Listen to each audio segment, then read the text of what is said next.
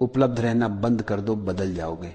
मनुष्य का सबसे बड़ा भ्रम यही है कि जितना वह दूसरों के लिए उपलब्ध रहेगा उतना वह मूल्यवान बन जाएगा। लेकिन सच्चाई यह है कि जितना तुम उपलब्ध रहते हो उतना ही लोग तुम्हें साधन समझने लगते हैं, इंसान नहीं। लोग तुम्हारे समय को अपना हक समझ लेते हैं, तुम्हारी ऊर्जा को अपनी जेब, तुम्हारी भावनाओं को खिलौना और तुम्हारी उपस्थिति को मुफ्त सेवा की तरह धीरे धीरे तुम खुद को खो देते हो। क्योंकि हर किसी के लिए उपलब्ध रहते रहते तुम खुद के लिए उपलब्ध रहना भूल जाते हो।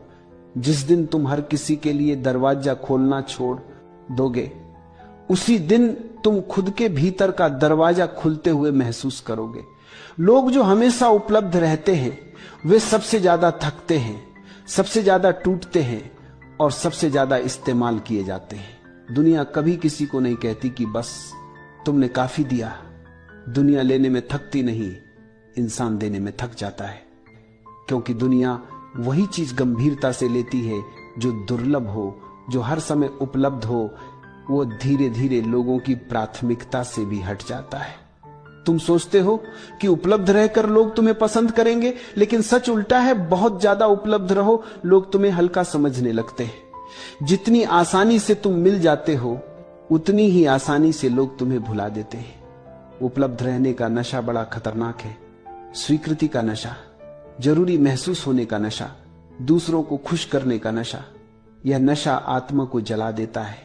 तुम सबके लिए खड़े रहते हो, लेकिन जब तुम्हें सहारे की जरूरत होती है तुम्हारे आसपास कोई नहीं दिखता।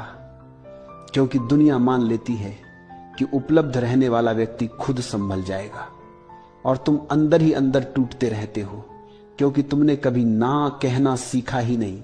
ना कमजोरी नहीं है, ना सीमा है, ना दीवार है जो तुम्हारी ऊर्जा की रक्षा करती है, ना वह शुद्ध शक्ति है जिससे तुम खुद को वापस पाते हो।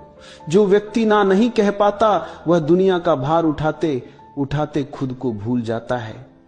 जब तुम लोगों के लिए कम उपलब्ध होते हो तुम अपने लिए ज्यादा होते हो। तुम उन लोगों को पहचानने लगते हो जो तुम्हें सिर्फ इस्तेमाल करते थे, और उन लोगों को भी जो सच में तुम्हें समझते हैं।